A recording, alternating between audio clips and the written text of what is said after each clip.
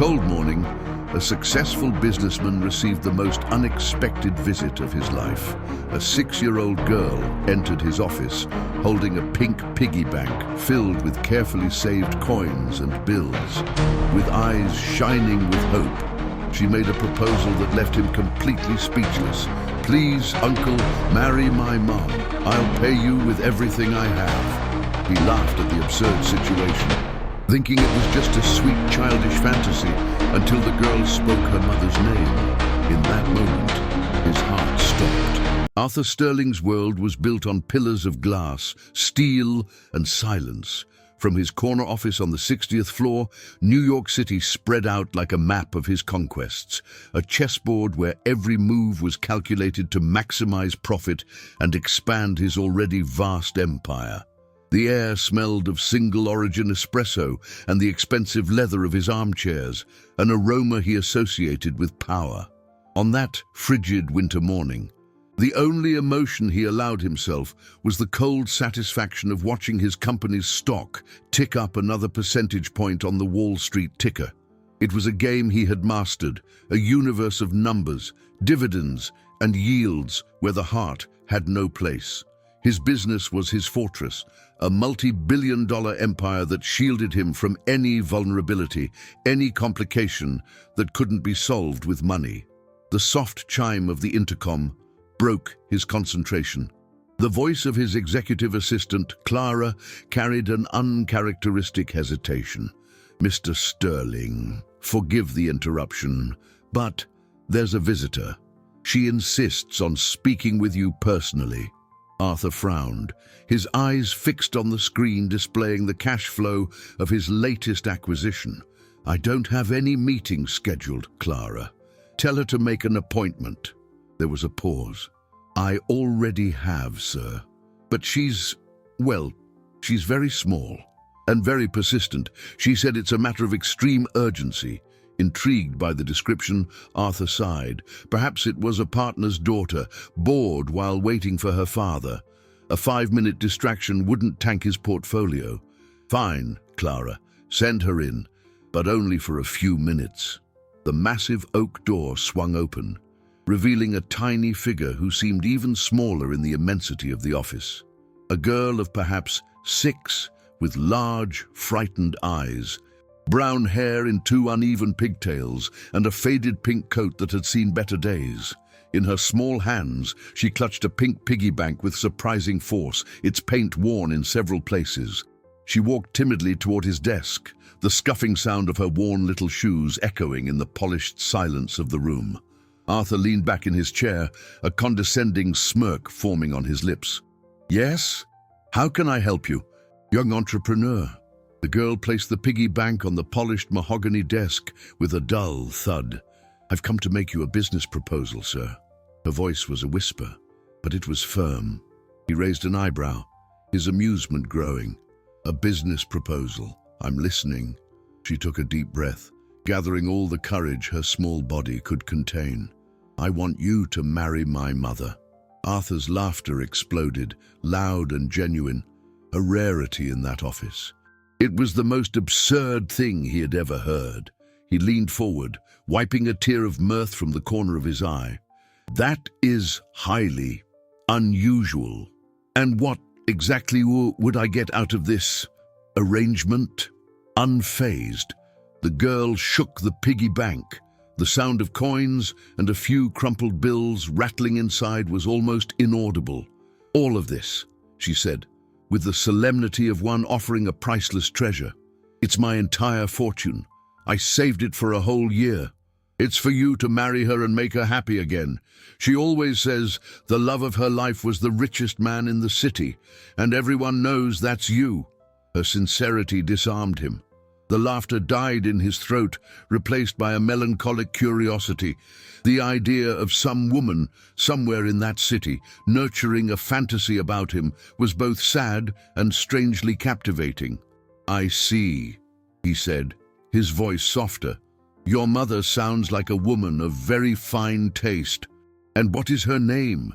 The girl smiled for the first time, a smile that lit up her small, tired face. She said the name as if it were the most important word in the world, a key that would unlock every door. Her name is Helena. The solid gold fountain pen slipped from Arthur's fingers, clattering onto the papers with a dry noise. The air left his lungs. The figures on the screen in front of him blurred, the skyscrapers outside the window seeming to melt. The name echoed in his mind, not as a word, but as a ghost, prying open a door he had locked in his heart 10 long, painful years ago. Helena, the only woman he had ever loved, the woman he had abandoned to build this very empire that now imprisoned him. Time stopped. In that instant, Arthur Sterling was not a billionaire, not a titan of industry whose name was synonymous with success and wealth. He was just a man, suspended in the abyss of a single word. Helena. The name cut through a decade of memories he had walled off with layers of work, ambition, and a carefully cultivated loneliness. The face of the little girl before him, with her expectant eyes and the pink piggy bank still on his desk, dissolved into a blur. In her place, he saw Helena's smile, the sparkle in her eyes when she talked about her modest dreams, the warmth of her hand in his during long walks across the college campus. He had left her with a letter, a cowardly excuse about how their paths were different, about how he needed to focus on building a solid fortune before thinking of anything else. The truth was, he had been afraid that her love would distract him, soften him, prevent him from becoming the man he believed he needed to be. "Sir," the girl's voice brought him back to the cold, opulent reality of his office. "Will you accept my proposal?" Arthur blinked, his throat dry. He tried to speak, but the words wouldn't come. He, the man who negotiated multi-million-dollar contracts without flinching, was struck dumb before a 6-year-old child. He looked at the piggy bank, that small ceramic object representing the entirety of an innocent life's savings. Money, which for him was just a number on a screen, a tool, was for this girl the embodiment of hope. He finally managed to force his voice out, hoarse and foreign to his own ears. What's your name?" "Sweetheart, it's Leah," she answered proudly. "Leah," he repeated, the name sounding fragile in the air. "Where is your mother, Helena, now?" Leah looked down at her little shoes. "She's resting, in a place with lots of beds and a funny medicine smell. Grandma said she had to stay there so the doctors could take care of her and she could get better soon." A chill snaked down Arthur's spine. A place with lots of beds. A medicine smell. The image of a hospital formed in his mind, dark and threatening. Panic, an emotion he hadn't felt in years, began to rise in his throat. He needed information. He had to know what was happening, but he couldn't frighten the child. With a monumental effort, he recomposed his calm facade, the face he used to close ruthless deals. He pressed the intercom button. "Clara, please come to my office and bring a glass of chocolate milk." Clara entered seconds later, her face a mask of professionalism, but her curious eyes betrayed her surprise at seeing her boss still talking with the little girl. Arthur stood up, his legs slightly unsteady. "Clara, this is Leah. Her mother is not feeling well. I need you to get her home safely. Call my personal driver. And please, discreetly find out the mother's full name and address." He turned to Leah, crouching to meet her eye level, a gesture that felt completely alien to him. "Leah, I need to think about your proposal. It's a very important deal. In the meantime, Clara will take care of you." Leah nodded, her eyes shining with possibility. As Clara took her by the hand to leave, the girl turned back. "Sir, don't take too long, okay? Mommy needs you." As soon as the door closed, Arthur collapsed into his chair. The fortress he had built around himself was in ruins. He picked up the phone, his hands shaking so badly he could barely dial the number of his head of security, a man who solved problems money couldn't solve directly. "Marcus, I need a location. Immediately. The name is Helena. Helena Vance." He swallowed hard, remembering her last name. "I don't know where she lives, but find her. Check every hospital in the city, all of them. It's an emergency. The next few minutes were the longest of his life. He paced his office. The panoramic view of the city suffocating him.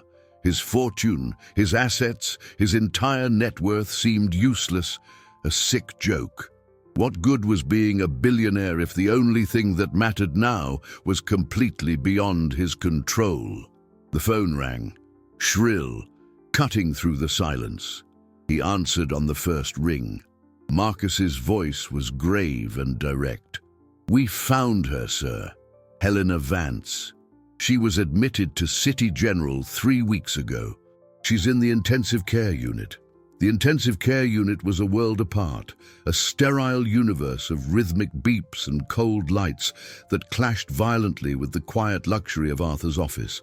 The smell of disinfectant and illness hung in the air, an aroma that money couldn't mask.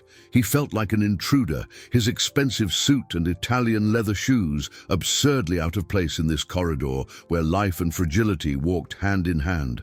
Each step toward room 304 was a blow, a hammer of guilt against his chest.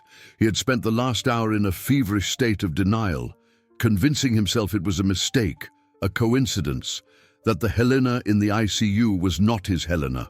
But the confirmation of her date of birth by Marcus had shattered that last, fragile hope. Through the glass of the door, he saw her, and his world fell apart. The Helena he kept in his memory was vibrant, full of life. Her face always lit by a smile that seemed to carry all the sun of springtime. The woman in the bed was a pale shadow of that memory. Her face was swollen, her lips chapped, her skin almost translucent. Tubes and wires snaked from her arms, connecting to monitors that flashed numbers and green lines, each beep a cruel reminder of the battle her body was fighting. She looked so fragile, so small amid the medical apparatus, that a wave of nausea and remorse hit him with the force of a punch. He had built an empire, amassed a fortune in dollars and crypto, while she withered away in a public hospital.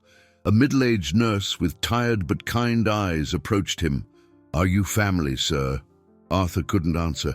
What right did he have to be here? He was the man who had abandoned her, who had chosen the path of capital and commerce over the path of the heart. I'm a friend. "An old friend," he managed to say, his voice thick. The nurse seemed to sense his anguish. "She's a fighter. She's been fighting so hard. Her little girl is her biggest motivation. Leah is an angel, comes to visit whenever her grandmother brings her." The girl's name, Leah, struck him again, the child who had offered him a piggy bank. The daughter he never knew existed. The pain in his chest intensified, becoming almost physical. He had run from a future with Helena to build his wealth, and now he discovered she had built a life without him, a life that was now hanging by a thread. He pulled away from the glass, unable to keep looking. He walked to the end of the hall and leaned against the wall, his head in his hands, trying to breathe. Guilt was a poison, burning in his veins. Every success, every million earned, every dividend collected now seemed tainted by this colossal negligence. He had left her behind to chase gold, and she alone had faced the storm. He needed to do something. Passivity was not in his nature. He turned back to the nurse, his posture shifting from that of a broken man to that of a CEO accustomed to giving orders. "Who is the doctor in charge of her case? I need to speak with him, now." Minutes later, he was in a small office with Dr. Evans, an exhausted-looking man with sharp, intelligent eyes. "Helena's situation is complex, Mr. Sterling," the doctor began, flipping through a chart. "She has a rare autoimmune disease that attacks her vital organs. The treatment is aggressive and extremely expensive. We've been doing what we can with the hospital's resources, but resources are not an issue." Arthur cut him off, his voice firm and sharp. "I want her to have the best treatment available in the world. I don't care about the cost. I want the best specialists, the best medications. Transfer her to a private hospital, the best one there is." Dr. Evans looked at him with a mixture of surprise and skepticism. "Sir, we're talking about experimental treatments only available in a few clinics in Switzerland and here in the States. The cost could run into the hundreds of thousands, maybe millions, with no guarantee of success. "I didn't ask about the price or the guarantees," Arthur said, his gaze as cold as steel. "I said do it. Move heaven and earth, Dr. Evans. Mortgage my net worth if you have to. Just save her." He left the hospital feeling hollowed out, but with a purpose. For the first time in 10 years, his money wasn't about power or status, it was about redemption. As the luxury sedan whisked him back to his glass tower, a terrible question began to form in his mind, a suspicion that chilled him to the bone. Leah. The girl didn't look like him, but her age, 6 years old. The math was simple and devastating. He had left Helena 10 years ago, but what if? What if they had met again, briefly? At some point his business-obsessed mind had blocked out. The possibility haunted him. Could Leah be his daughter? The thought was both terrifying and strangely hopeful, a spark of connection in the desert of his life. He needed to know the truth, but he feared what it might reveal. The doubt settled in Arthur's mind, like a poisonous seed growing and branching with every passing hour. The possibility of Leah being his daughter was an emotional earthquake, shaking the foundations of his meticulously organized world. He spent a sleepless night, the silence of his Park Avenue penthouse, amplifying the whirlwind of his thoughts. The memories of Helena, which he had so painstakingly suppressed, now returned with painful clarity. He remembered their talks about the future, the names they would choose for the children they might have had. Dreams he had traded for investment spreadsheets and stock market charts. The irony was cruel. He had built a colossal inheritance, but he might not have an heir to leave it to, or worse, he had an heiress he never knew existed. The next morning, driven by a desperate need for answers, he acted with the same calculated efficiency he applied to his business dealings. He hired the best private investigation firm in the city, giving them a single clear directive: find out everything about Helena Vance's life for the past 10 years. Every address, every job, every relationship, and above all, the identity of Leah's father. He knew it was an invasion of privacy, a violation of the trust he had already shattered years ago. But the uncertainty was a torment he couldn't bear. While the investigators worked, he focused on what he could control: Helena's transfer. Within hours, his legal and financial teams moved mountains. A suite at the most exclusive hospital in the country was prepared, a team of specialists was flown in, and a medical jet was put on standby. The cash flow to cover the initial expenses was released without a second thought. To the world, it was an act of anonymous philanthropy. To Arthur, it was the first payment on an unpayable debt. Late that afternoon, the preliminary report from the investigators arrived in a sealed envelope. Arthur opened it with trembling hands. The pages detailed Helena's life after he left, the move to a humbler neighborhood, the jobs in coffee shops and retail stores to support herself, the struggle to finish her degree at night. And then, 4 years after their breakup, a new name appeared: Rick. A relationship that lasted just over a year, and 9 months after they started dating, Leah was born. The report was clinical, factual, but to Arthur every word was a stab. Leah's biological father was another man, a man who, according to the investigation, had vanished from their lives shortly after Helena's diagnosis, leaving them completely destitute. The revelation hit him in 2 contradictory ways. First, a selfish, shameful relief that he wasn't the father who had abandoned a child, but that relief was immediately crushed by an even greater wave of guilt.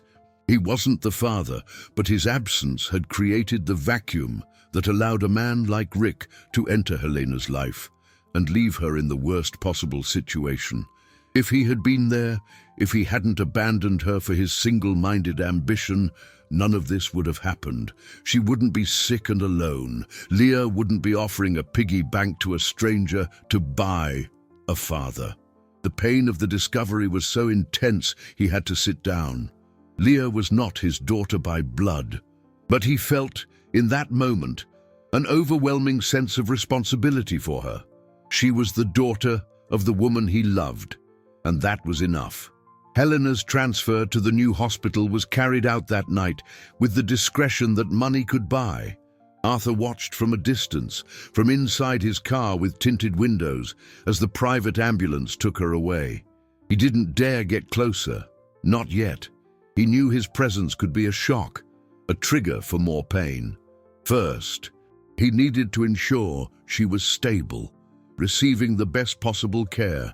Then he would face the storm of their reunion. 2 days later, the new doctors called him. The treatment was beginning, but her condition was still critical. And there was something else. They had managed to reduce the sedation, and Helena was starting to have moments of consciousness. She woke up for a few minutes, the chief of medicine said over the phone. She was calling for someone. A little girl, Leah. Arthur's heart clenched. It was time. He could no longer hide behind his fortune and his intermediaries. He needed to be there. He needed to face the past. With a determination he hadn't felt in years, he drove to the hospital. He found Leah's grandmother, a tired-looking woman with the same kind eyes as her granddaughter, in the waiting room. He introduced himself simply as an old friend of Helena's, who had heard about the situation and wanted to help. The woman, grateful and exhausted, accepted his presence without too many questions. He waited for hours until a nurse informed him that Helena was awake again. Taking a deep breath, he walked to the room, his heart pounding erratically, preparing himself for the confrontation he had postponed for a decade. He opened the door slowly. Her eyes, still hazy from the medication, focused on him. For a second there was a flash of confusion, perhaps recognition, but then the fog cleared, and in its place rose a cold, cutting fury, a pain so deep it was almost palpable. Her voice, weak and hoarse, tore through the silence of the room. What are you doing here? Get out! Get out of here now!" Her words hit him like shards of glass, piercing the armor of control he had tried to rebuild. "And get out of here now!" The sentence echoed in the sterile room, freighted with the weight of 10 years of heartache, abandonment, and silent suffering. Helena's face, though pale and marked by illness, was transfigured by a frigid rage that paralyzed him. He had expected tears, maybe confusion, but not this visceral rejection, this pure, crystalline hatred that ejected him from her presence. He took an instinctive step back, his hands raised in a gesture of surrender. "Helena, he began, his voice failing. "Don't you dare say my name," she cut him off, her voice gaining a surprising strength, fueled by the adrenaline of her fury. Each word seemed to demand an immense effort from her weakened body. "You don't have that right, not after everything. What do you want here, Arthur? Did you come to get a front-row seat to what your ambition created? Did you come to rub your success, your millions, in my face while I rot in a hospital bed?" Her eyes shone with unshed tears, tears of anger, not sadness. She tried to sit up, but a groan of pain forced her back against the pillows, the effort draining the color from her face. Arthur felt the floor disappear from beneath him. Her pain was a direct accusation, a verdict from which he could not appeal. "No, Helena, it's not like that at all. I heard you were sick. I wanted to help." She let out a weak, bitter laugh, a sound that wounded him more than any scream. "Help? Now? Where were you for the last 10 years, Arthur? Where were you when I had to quit my job to take care of my sick mother? Where were you when I was diagnosed with this disease and the doctors gave me a death sentence? Where were you when my daughter's father left because he couldn't handle the pressure? You were counting your assets, your stocks, your gold, probably. I don't need your charity. I don't need your guilt-ridden, dirty money." She turned her face to the window, a gesture of final dismissal. "Leave. I don't want you here. I don't need you." The door opened and a nurse rushed in, alerted by the monitors that had begun to beep more rapidly. "Sir, please, I need you to leave. You're upsetting her." Expelled from the room, Arthur felt utterly powerless. He, who bought companies and moved markets with a phone call, couldn't even remain in the same room with the woman he loved. His wealth, his power, it was all useless against the wall of pain he himself had built. He walked away down the corridor, the sound of the beeping machines echoing like hammer blows on his conscience. Her rejection was fair. He knew that, but it didn't make it any less painful. He had sacrificed love for an empire, and now the empire couldn't buy back a single second of peace, nor a single word of forgiveness. In the days that followed, he kept his distance, receiving updates from the doctors by phone. But his physical absence didn't diminish his presence. The news that an anonymous benefactor was covering the astronomical costs of Helena's treatment spread quickly through the hospital and inevitably leaked to the press. At first, it was just a human interest story on page 6 of the local papers. Mystery millionaire foots bill for ailing single mom. But the story had all the ingredients the tabloids loved. Drama, illness, and the secret identity of a billionaire guardian angel. Reporters began camping outside the hospital. Speculation about Arthur's motives started to swirl. Was it a PR move to improve his notoriously cold and ruthless public image? Did he have some personal connection to the patient? The media pressure was a new and unexpected obstacle. His partners at the firm, men who shared his pragmatic, emotionless worldview, started to get nervous. "Arthur, what is this all about?" asked Richard, his senior partner, in a tense call. "This exposure is bad for business. Philanthropy is one thing, but when it becomes a media circus, it affects investor confidence. Our stock value dropped 0.5% this morning. It sounds small, but we're talking about millions in equity." Arthur felt a cold anger. For the first time, his colleagues' obsession with profit and image disgusted him. "Handle it, Richard. Hire a PR firm. Do whatever it takes. I'm not backing down." He hung up, feeling the weight of the world on his shoulders. On one side, Helena, who hated him. On the other, the empire he had built, now threatened by his attempt at redemption. And in the middle of it all, Leah, the innocent girl who just wanted her mother back and a father to make her happy. As he looked out of his office window at the city he had conquered, he felt poorer and more alone than ever. The only thing keeping him from giving up was the image of Helena in that hospital bed. He might have lost her love forever, but he would not fail in giving her a chance to live.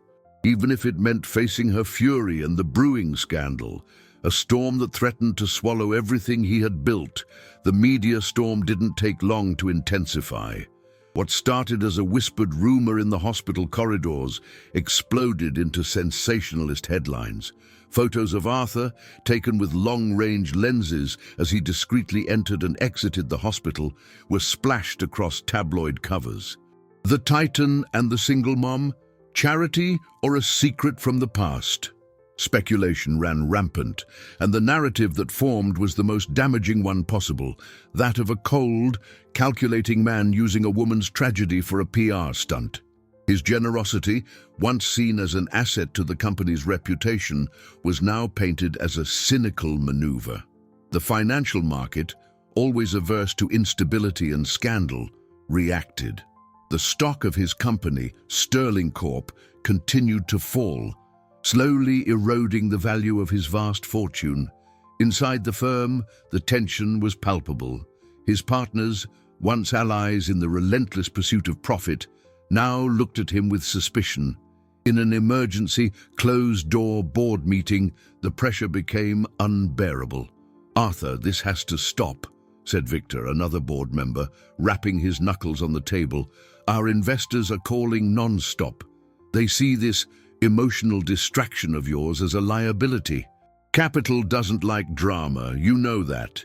You need to issue a statement, publicly distance yourself from the case. Let the corporate foundation handle it anonymously." Arthur stared at them, one by one.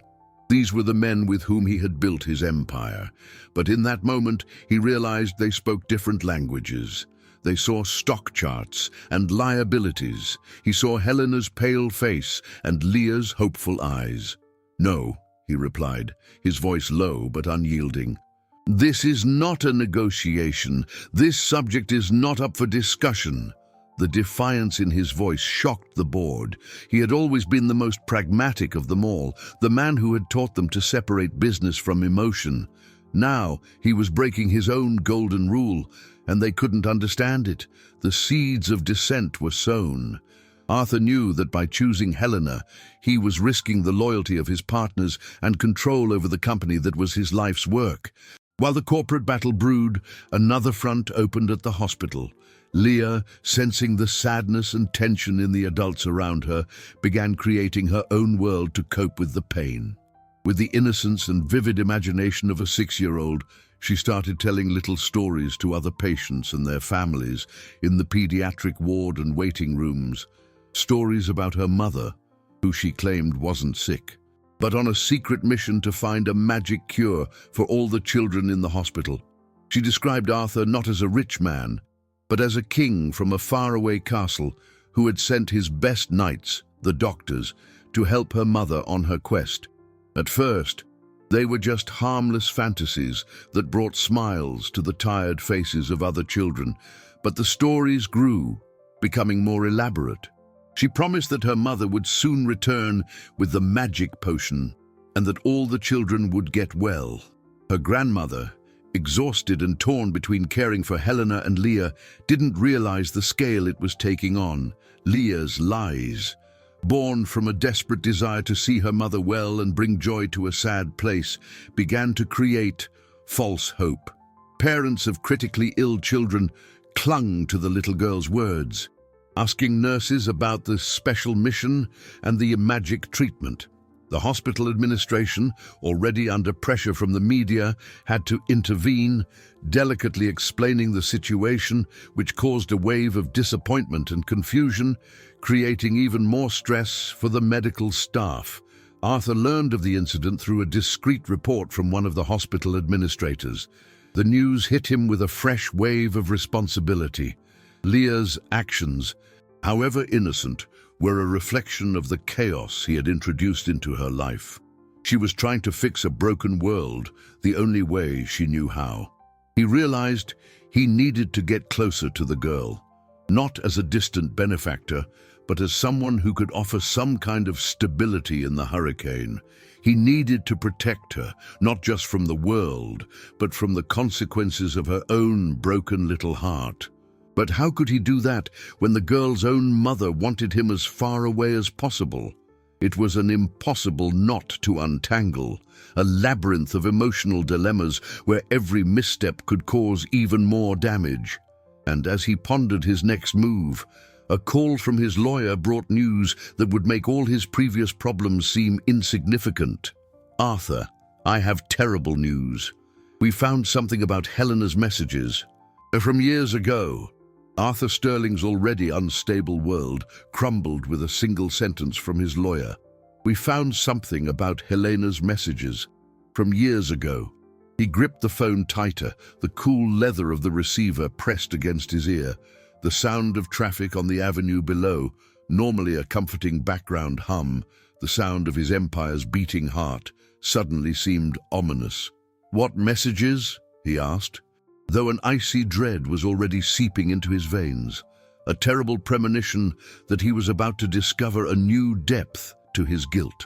"We did a search of your old corporate email and phone line archives from about 8 years back," the lawyer explained, his professional tone attempting to mask the gravity of the news. "Back when you were finalizing the international expansion and spending most of your time in Europe and Asia. We found a series of emails and records of unanswered calls from Helena Vance." Arthur closed his eyes. The image of that time came back in sharp focus. Sleepless nights in luxury hotel rooms, late-night conference calls, the constant adrenaline of deals that would define his company's future. He had created an impenetrable filter around himself, delegating all personal communication to assistants with strict orders not to be disturbed by anything unrelated to business.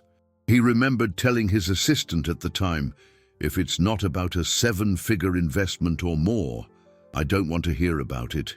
"Go on," Arthur said, his voice barely a whisper. The emails were urgent, the lawyer continued. She explained that she needed to talk to you, that it was a matter of life and death. She mentioned she'd received a diagnosis, that the doctors weren't sure what it was, but that it was serious. She was asking for help. Not financially, from what we can gather. She just sounded scared, alone. She just wanted to talk to you. There was a pause. The messages were all intercepted by your assistant at the time, following your orders. They were marked as personal non-priority and archived. You never saw them. The silence that followed was absolute. Arthur couldn't breathe. The air in his million-dollar office became thin, suffocating. The truth hit him not like a wave, but like a vacuum, sucking out all the air, all the light, all the justification he might have had for his actions. He hadn't just abandoned her 10 years ago. He had abandoned her a second time, years later, when she reached out to him in her moment of greatest despair. She wasn't ignored by chance or distance. She was ignored by protocol, by his direct order. His negligence hadn't been passive, it had been active, systemic, a direct consequence of his obsessive pursuit of wealth and power. The guilt he'd felt before was a wound. This was an amputation. The woman he loved, the mother of a frightened little girl, had reached out to him from the bottom of a dark well, and he, from the top of his ivory tower, had ordered his servants to close the lid. Helena's bitter laugh in the hospital echoed in his mind. Where were you when I was diagnosed with this disease? And the answer was even more terrible than she could imagine. He was right there, a phone call away. But he had become so rich and so important that he had made himself unreachable. He hung up the phone without a word. He walked to the massive floor-to-ceiling window. The city, which had always seemed like a kingdom at his feet, now looked like a courtroom, and every light an accusing eye. His assets, his stocks, his investment funds, his multi-billion-dollar net worth.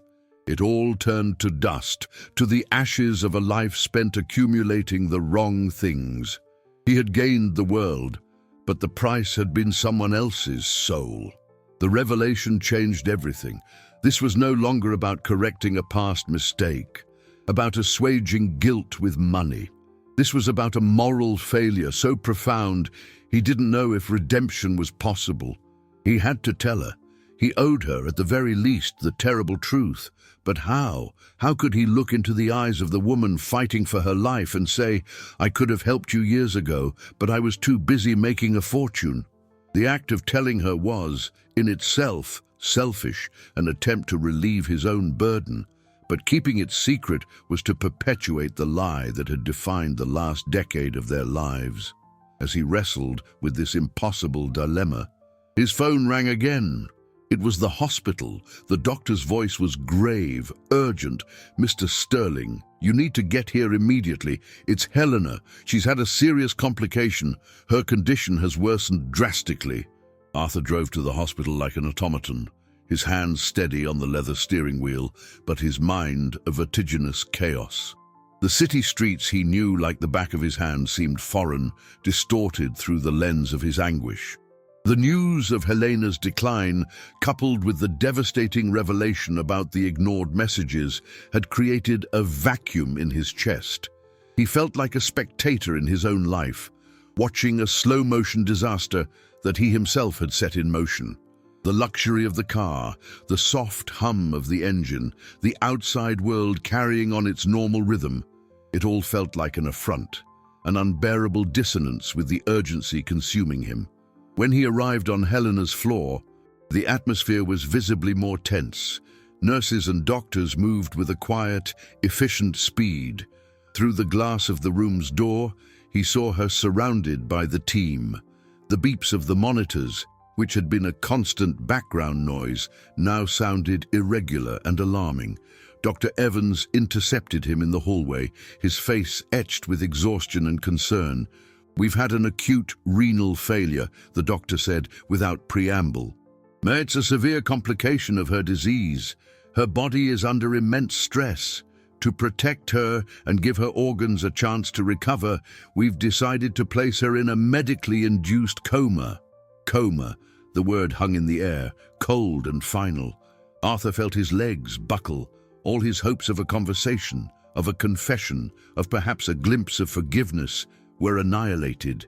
He had arrived too late, again. Now she was trapped in a deep silence, unreachable, and he was locked outside with his poisonous truth. He just nodded, unable to form a question. In the days that followed, the hospital became his second home. He set up a makeshift office in a private waiting room, managing his crumbling empire via a laptop and a cell phone. But his eyes and thoughts were always fixed on the door of room 304. The distance between them, which had once been 10 years and an ocean of resentment, was now just a few feet of hallway and an abyss of unconsciousness. He saw Leah and her grandmother every day. The little girl, not understanding the gravity of her mother's deep sleep, would spend hours drawing beside the bed, talking to Helena as if she could hear. Arthur kept a respectful distance, but the child's constant presence was both a beacon and a torture. In her eyes, he saw the innocence he needed to protect, but he also saw Helena's reflection, a constant reminder of all he had lost. Their relationship began to change subtly. Leah, sensing Arthur's silent grief, started to approach him. She would bring him one of her drawings, a smiling sun, a house with a chimney puffing out heart-shaped smoke. One day, she sat on the floor next to the armchair where he was working. "Are you sad because Mommy is sleeping so much?" she asked, with the cutting simplicity of children. Arthur closed the lid of his laptop. "Yes." "Leah, very sad." "Don't worry," she said, placing her small hand on his knee. "She's going to wake up. She promised she would take me to see the ocean." The girl's unwavering faith was both moving and painful. Arthur felt the weight of protecting that hope, even as his own dwindled with every pessimistic medical report. He began to spend more time with her, helping her with her drawings, reading her stories.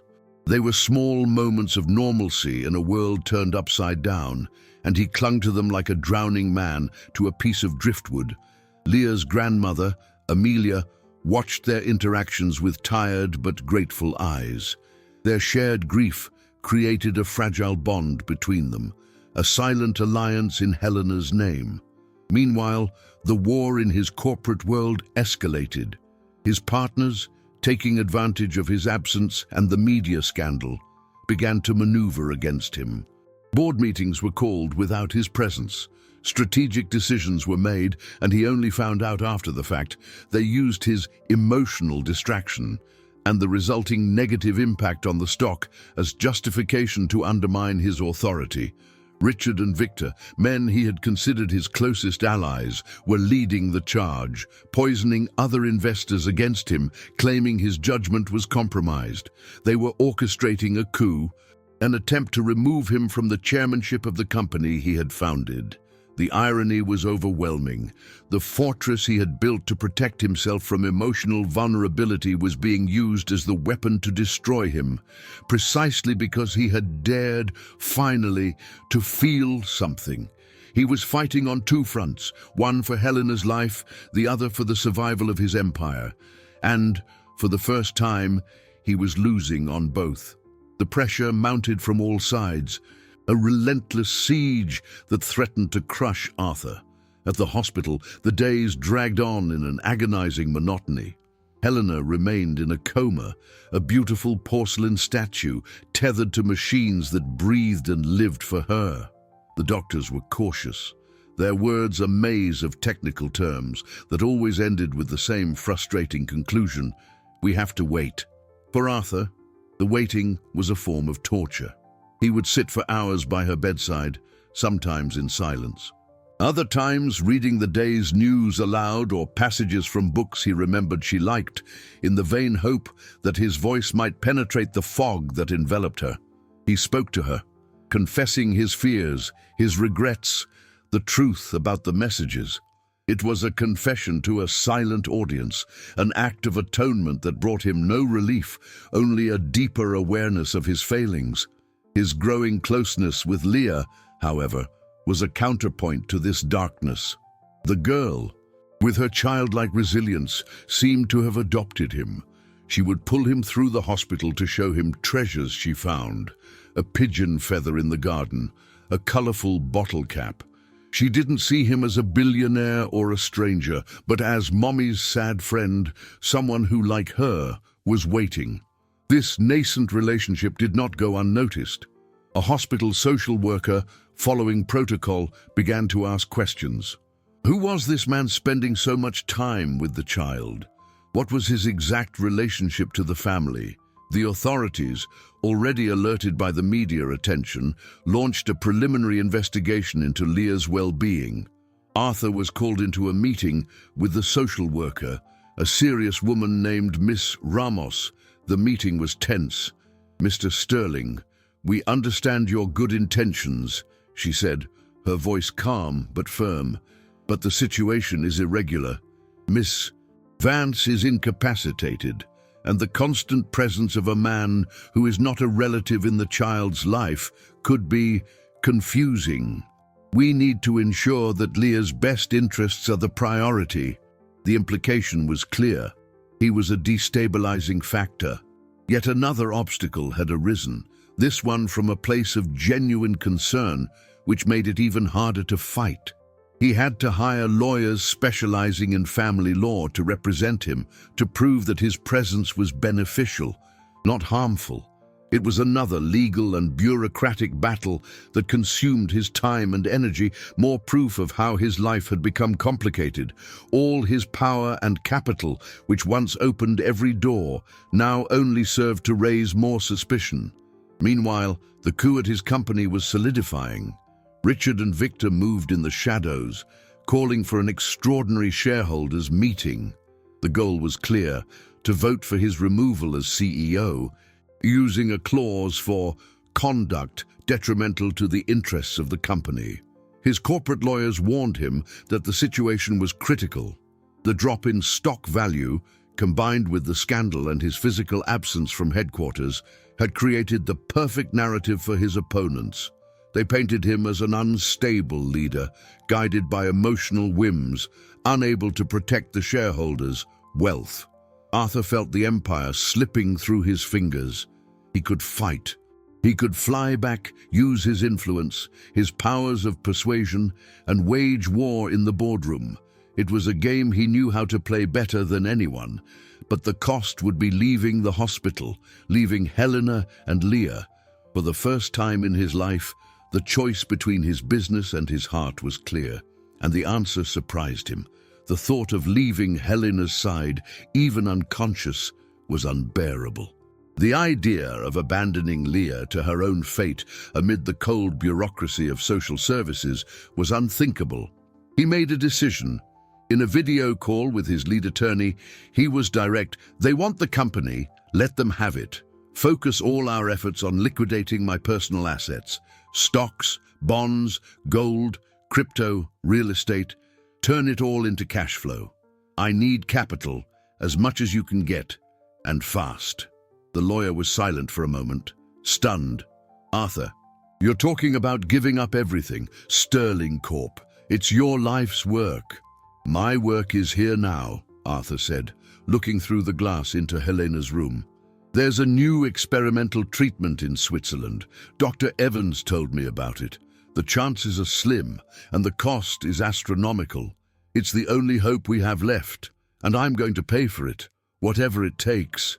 He was about to bet his entire fortune, not on a company or a promising investment, but on a woman's life. A bet that offered no dividends, no returns, only the chance to correct the most expensive mistake of his life. Arthur's decision to liquidate his personal fortune sent an earthquake through the financial world.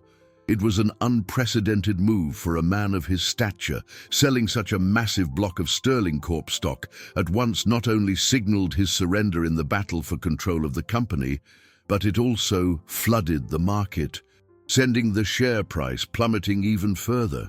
His former partners, Richard and Victor, were caught off guard. They had expected a fight, a protracted corporate war, not a total capitulation. On one hand, the move handed them victory on a silver platter. On the other, it drastically devalued the prize they were about to claim. The chaos in the markets was Arthur's final play, a bitter parting shot that would cost them millions. For Arthur, however, the numbers on the stock market ticker had lost all meaning. He watched the precipitous fall of his fortune with an almost clinical detachment. Every dollar, every euro that vanished from his net worth was just an abstract number. The only capital that mattered now was what he could convert into a chance, however slim, for Helena. His bankers and consultants worked around the clock, moving funds, selling assets, turning a decade of relentless accumulation into liquid, available cash. The process was complex and grueling, but he oversaw it with the same intensity he had once dedicated to building his empire, only now the goal was to dismantle it. While the structure of his financial life crumbled, a new one was solidifying in the microcosm of the hospital. His dedication to Helena and his care for Leah began to change the perceptions of those around him. Miss Ramos, the social worker, observed him daily. She saw him patiently explaining to Leah why Mommy couldn't wake up to play, saw him ensuring the little girl ate and slept, saw him talking with Amelia, offering not just financial support but a friendly shoulder. The investigation, which had begun with suspicion, slowly transformed into a character assessment. Arthur was not a rich, eccentric intruder. He was a man acting from a deep sense of responsibility and affection. Amelia, who had at first regarded him with the same wariness as Helena, began to open up. One afternoon, as they drank watery coffee in the hospital cafeteria, she told him about Helena's years of struggle. "She never forgot you, you know," the older woman said, her voice thick with emotion. "Even after everything, she kept a photo of the two of you from college, hidden at the bottom of a shoebox. She told me once that her biggest mistake was not fighting harder for you. But she was proud. And when the illness came, the stress of it all, it was terrible." She described Helena's journey, the multiple jobs to pay the bills, the sleepless nights researching her rare condition, the anguish of raising a young daughter without knowing if she would be alive to see her grow up. Every detail was a fresh knife in Arthur's heart. He learned that her disease, though autoimmune in origin, had been drastically aggravated by chronic stress and the lack of resources for early proper treatment. While he was living in unimaginable luxury, the stress of simply trying to survive was literally consuming Helena's life. His guilt wasn't just for emotional abandonment, it was for creating the circumstances that allowed the disease to become so devastating. He was an accomplice, not just to her suffering, but to her physical deterioration. The revelation was the third and most crushing of all. This was no longer a tragedy of fate or a random illness. It was a direct, albeit unintentional, consequence of his choices. If he had been there, she would have had peace of mind, financial security, access to the best doctors from the first symptom. The disease might have been managed, perhaps even sent into remission. He didn't just owe her the chance at a cure, he owed her the life she could have had. Armed with this new, terrible clarity, he accelerated the plans. He contacted the clinic in Switzerland, wiring an astronomical sum to secure Helena's place and the start of the experimental treatment. The logistics of transporting her in her critical state were a nightmare, requiring a specialized medical team and a jet equipped like an airborne ICU. It was an extremely high-risk investment, betting the bulk of his remaining fortune on cutting-edge technology with no guarantees. But for Arthur, there was no other choice. It was the only path to redemption, the only way to try to rewrite the ending of the tragic story he had started writing 10 years before. As the final preparations were made, he knew he was approaching a moment of truth, where he would lose everything he thought he wanted to perhaps, just perhaps, save the one thing he truly needed. The countdown to Helena's transfer to Switzerland began, and every hour was filled with an almost unbearable tension. Arthur lived in a state of constant alert, coordinating the complex logistics with the Swiss medical team via late-night video calls, while finalizing the last, most painful steps of liquidating his assets. Sterling Corp, the monument to his ambition, was officially lost. In a cold, formal meeting, which he attended by proxy, Richard and Victor took control. The news barely registered. The empire of concrete and glass no longer belonged to him in either body or soul. His focus was entirely on the fragile empire of flesh and bone, lying unconscious in the hospital bed. Arthur's relationship with Amelia and Leah deepened in this waiting period. They became an unlikely family unit, united by their vigil around Helena. He took over the practical responsibilities that overwhelmed the grandmother, handling meals, shopping, and ensuring Leah maintained some semblance of a routine amid the chaos. He read to the little girl every night, stories of faraway kingdoms and happy endings, tales that were a balm for her as much as for him. Leah, in turn, became his shadow, a small, constant presence that reminded him what was at stake. She didn't understand the details about Switzerland or the treatment, only that her mother was going on a plane ride to sleep in a magic bed that would make her wake up. Her faith was pure and absolute, a stark contrast to the corrosive fear Arthur felt. On a particularly difficult night, 2 days before the scheduled transfer, Arthur sat alone in Helena's room, watching the rhythmic rise and fall of her chest, commanded by the ventilator. The city glittered outside, indifferent. He felt the weight of his decision. He had mortgaged everything: the penthouse, the beach house, the art collection. What was left of his fortune was now tied to this single, desperate gamble. If the treatment failed, he wouldn't just have lost Helena. He would be financially ruined, with little more than the name his former partners now controlled. He would become a footnote in business history, the billionaire who lost it all for a personal obsession. Amelia entered the room silently. Carrying a cup of tea, she sat in the armchair beside him, and they were quiet for a long time, sharing a communion of hope and fear. "You really love her, don't you?" she finally asked, her voice soft. Arthur couldn't answer with words. He just nodded, his eyes fixed on Helena. "She loved you too," Amelia continued. "She was young and stubborn, and you were ambitious, a terrible combination. But the love was there. I saw it. Maybe it's still in there somewhere." She sighed. "Thank you, Arthur, for not giving up on her. No one has ever fought for her like this." The simple words from this woman, offered without judgment, were a balm to his wounded soul. For the first time, he didn't feel like a guilty man trying to buy absolution, but like someone genuinely fighting for love. It was a subtle distinction, but it changed everything. His motivation was no longer just to erase the past, but to build a future, however unlikely it seemed. The next day, the shareholders' meeting that officially removed him from his post made headlines. The final news of his fall was met with a mixture of shock and schadenfreude in the business world.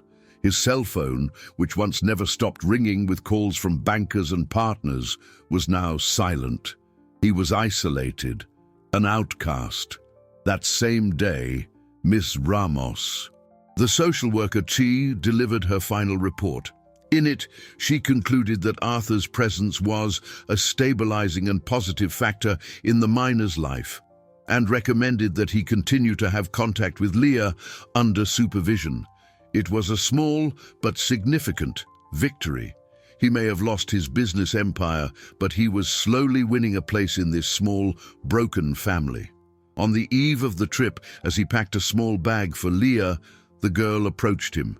holding her pink piggy bank, now nearly empty. She had insisted on donating its contents to her mother's trip. "There's still a little left," she said, holding it out to him. "It's to help pay for the magic bed." Arthur knelt, his heart breaking and mending all at once. He took the piggy bank. "Thank you, Leah," he said, his voice thick. "This is the most important investment I've ever received." He hugged her tight, smelling her childhood scent and feeling her unconditional trust. In that moment, with a piggy bank in his hand and an uncertain future before him, he understood the true nature of wealth. It wasn't in the numbers in a bank account, but in the priceless value of an act of love. And he was about to find out if his final sacrifice would be enough. Switzerland welcomed them with a crisp, clean air that felt like it belonged to another world. The clinic, nestled in a lush green valley surrounded by majestic Alps, was the antithesis of the city hospital where this all began. It was a sanctuary of silence, cutting-edge technology, and quiet hope. Helena's transfer was a military precision operation, and she was settled into a suite that looked more like a luxury hotel room than an ICU. But the tangle of tubes and monitors was a constant reminder of her fragile hold on life. Arthur, Amelia, and Leah moved into a small rented chalet nearby, their lives now orbiting entirely around the clinic's visiting schedule and the doctor's updates. The weeks crawled by. The experimental treatment began, a complex cocktail of gene therapies and immunosuppressants that was the vanguard of medicine. Arthur's days fell into a routine of anguish.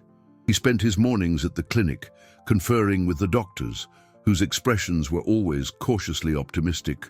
Afternoons were for Leah, taking her for walks through fields of wildflowers, trying to create a bubble of normalcy for the girl, who was fascinated by the landscape but desperately missed her mother.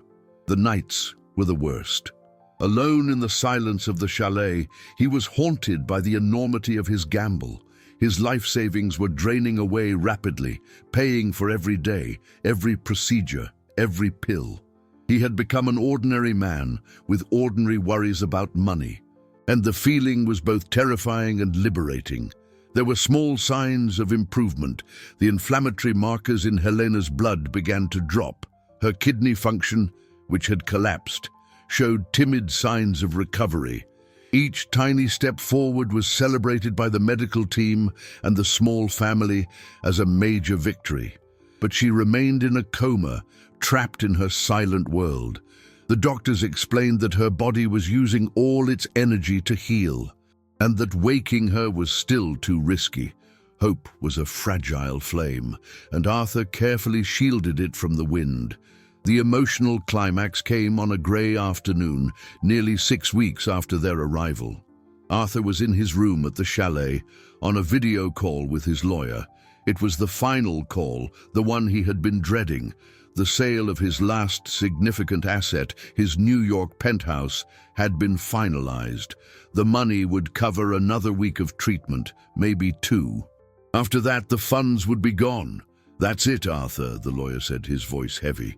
"There's nothing left to liquidate. You're at the end of the line." The sentence hung in the air. He had lost everything, the company, the reputation, the fortune.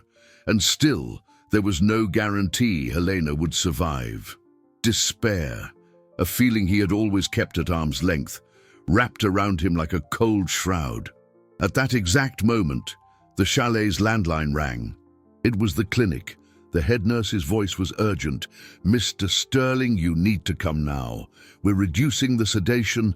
Her vitals are strong. Dr. Dubois thinks she might wake up." Arthur dropped everything and ran. He drove to the clinic with his heart in his throat, a mix of panic and euphoria. He had dreamed of this moment, but now that it was here, the fear was overwhelming. What if she woke up and still hated him? What if the first thing she saw was the man who had ruined her life, and the shock was too much for her? He reached the room just as the doctors were gathering around the bed.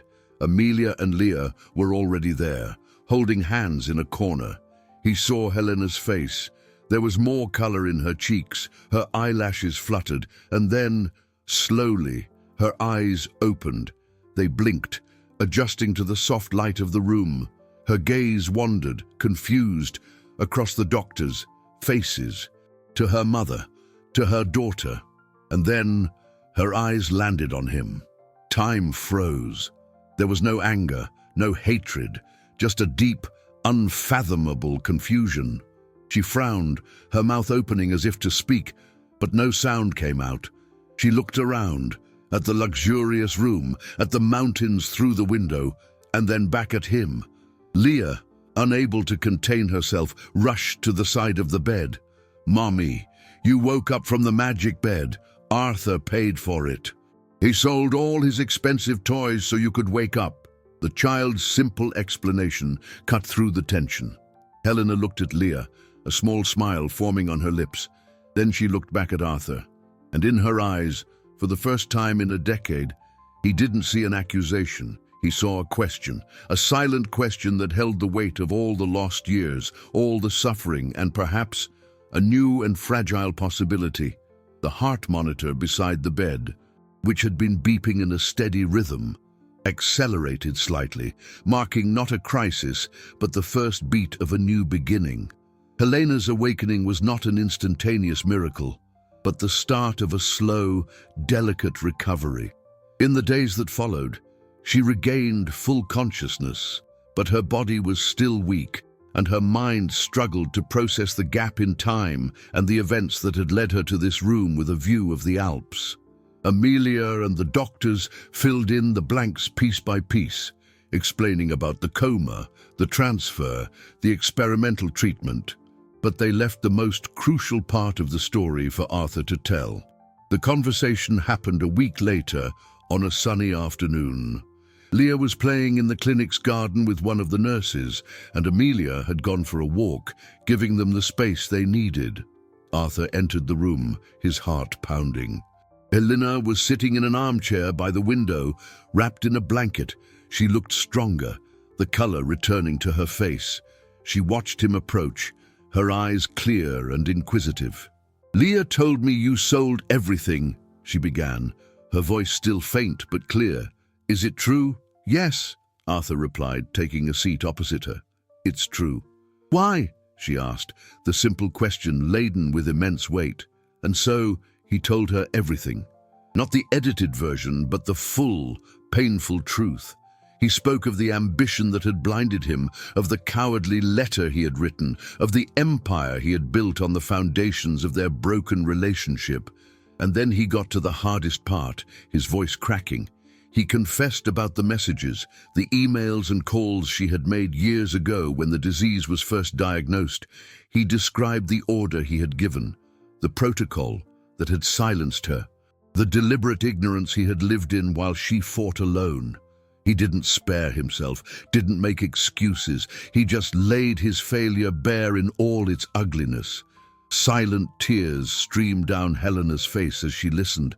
They were not tears of anger, but of a deep sorrow, the pain of an old wound finally being cleansed. When he finished, the silence in the room was thick, filled only by the soft sound of their breathing.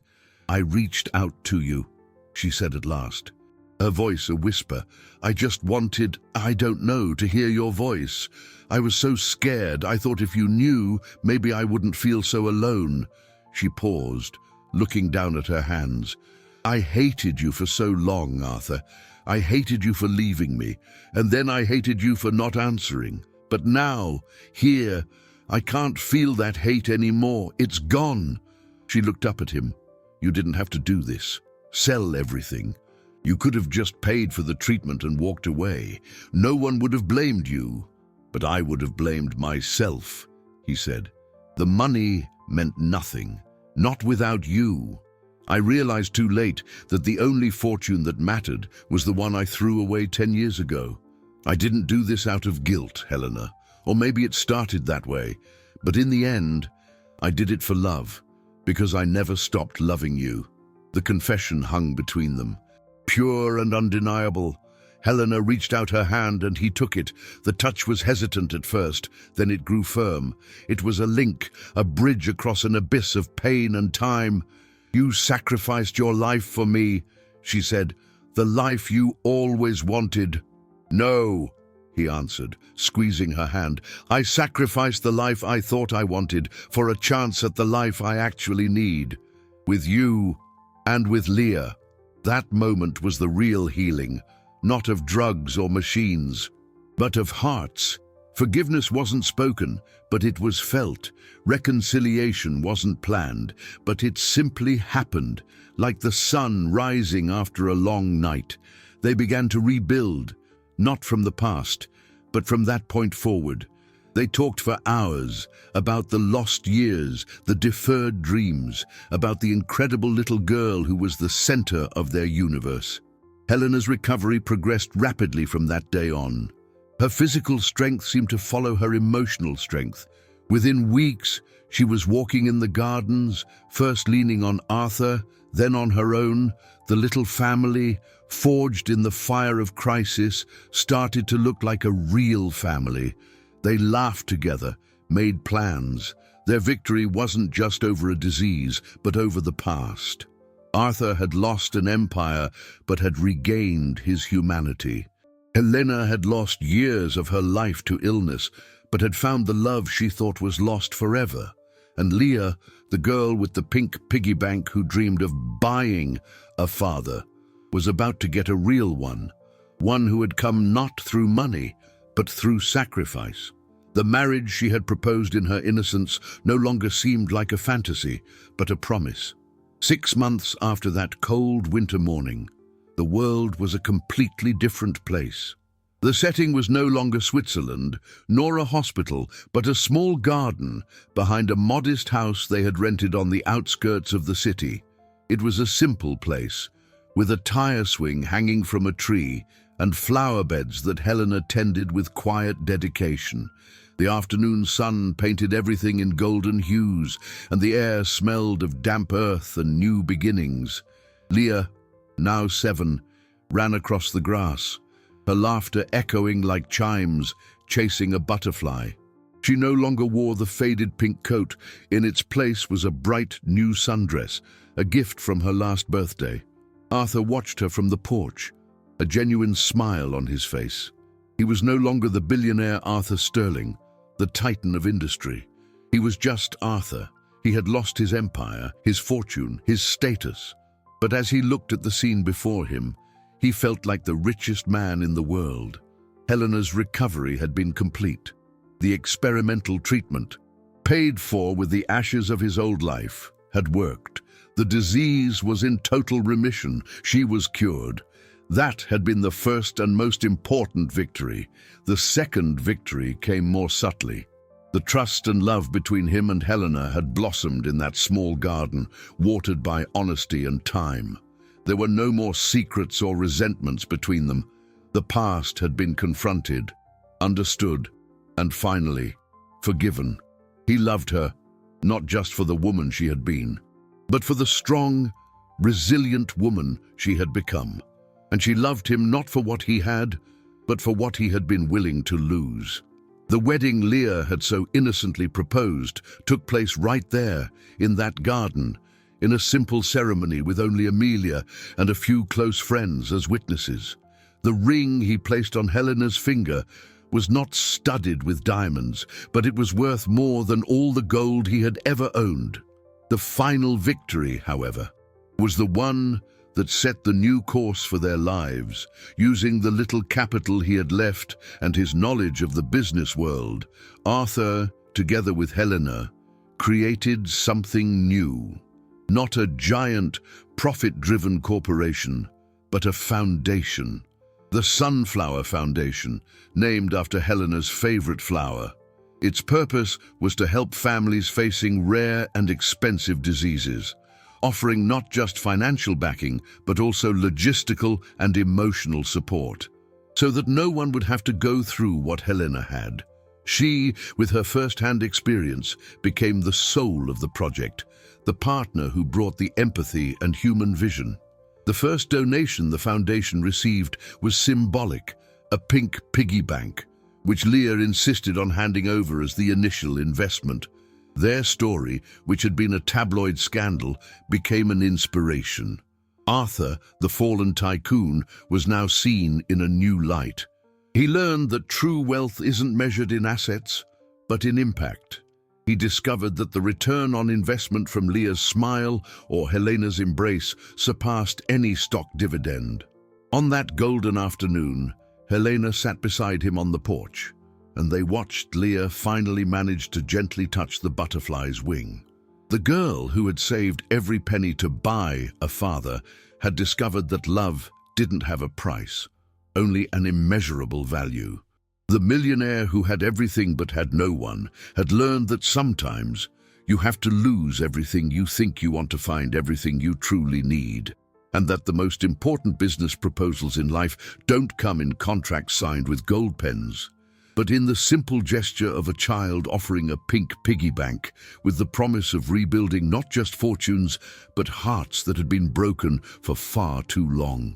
They looked at each other, their hands intertwined, and in the comfortable silence between them, there was the certainty of a future built not on pillars of steel and glass, but on the unshakable foundations of sacrifice, forgiveness, and true love.